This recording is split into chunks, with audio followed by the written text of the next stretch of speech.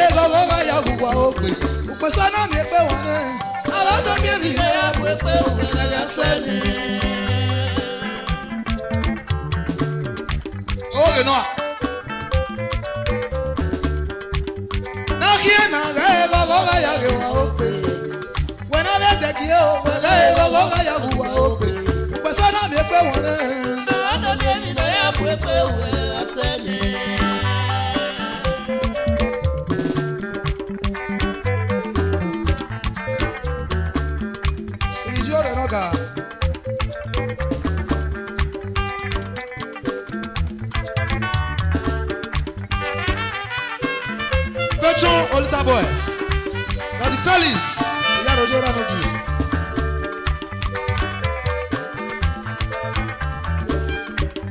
Nakia na gae gogo ga ya wa okwe. Wena ya de ki o gbe gae gogo ga ya wa okwe. Basana me pe wona. Ado mi emi na ya bu pe we asene. Agae do mi emi na ya mu pe o. Asene. Agae do mi emi na ya mu pe o. Asene. Mo shona sile la ro pe o pe baba. Ame baba. Nakia na gae gogo ga ya wa okwe. Wena ya de ki e we gae gogo ga ya wa okwe. Basana me pe wona o. Ado mi emi na ya bu pe we asene.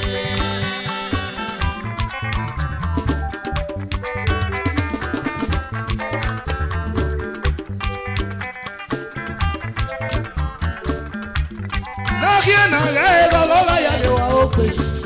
Wena ya de ki e we gae gogo ga ya wa okwe. Basana me pe wona o. Ado mi emi na ya bu pe we asene.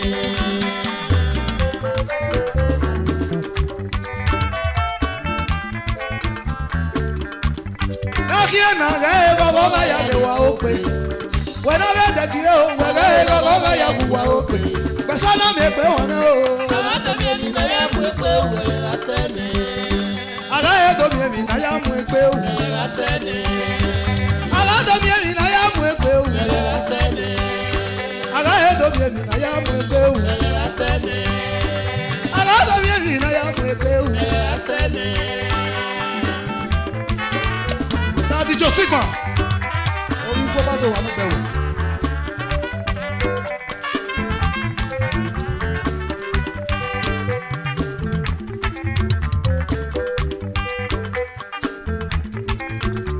Eléré Vanilla Noki, ọ̀fọ̀ ẹgbẹ́ bàbá. Daddy Bobby.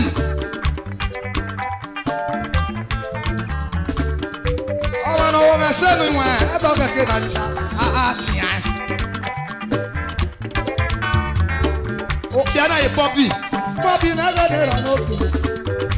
Uwa se wa gan, uwa se wude. Ìwà zunu gbàgbé, ọmọ sẹ̀rẹ̀ yẹ pọ̀ rẹ̀. Ìwà zunu kẹ̀kẹ́. Ọmọ sẹ̀rẹ̀ yẹ pọ̀ rẹ̀ òkè. Nakia na ga e gogo ga ya wa okwe. Wena be de ki o, we ga e gogo ga ya wa okwe. Basana me pe wona o. Ado mi emi na ya bu pe we asene. Agae do mi emi na ya mu pe o. Asene. Agae do mi emi na ya mu pe o. Asene.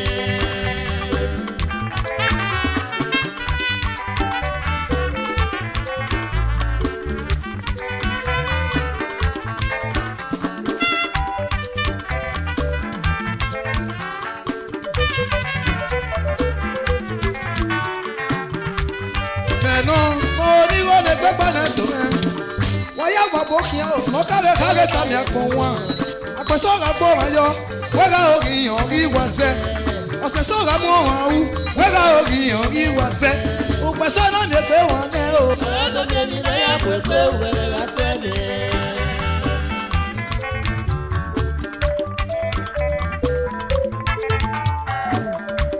Meno, mo ni wo ne gbegba na do me. Wa ya gba bo kian o, mo ka be ka ge ta mi akon wa. Apeso ga bo ma yo, we ga ogi yan ri wa se. Ose so ga mo han u, we ga ogi yan ri wa se. O peso na mi pe won ne o. Ado mi emi na ya bu pe we asene. Agae do mi emi na ya mu pe o. Asene. Agae do mi emi na ya mu pe o. Asene. Iye, ẹyẹ ma sọ wọ wẹ. Mọ́mí má ṣẹ̀dá ẹ̀rẹ̀ ìyá kan ṣe. Ọ̀pẹ̀ sọ̀rọ̀ gbọ́ mọ̀ yọ, wẹ́gà ògì yàn rí wá sẹ́. Ọ̀sẹ̀ sọ̀rọ̀ mọ́ màá wù, wẹ́gà ògì yàn rí wá sẹ́. Ọ̀pẹ̀ sọ̀rọ̀ mi pé wọ́n ní o. Ado mi emi na ya bu pe we asene. Agae do mi emi na ya mu pe o. Asene. Àwọn do mi emi na ya mu pe o. Asene.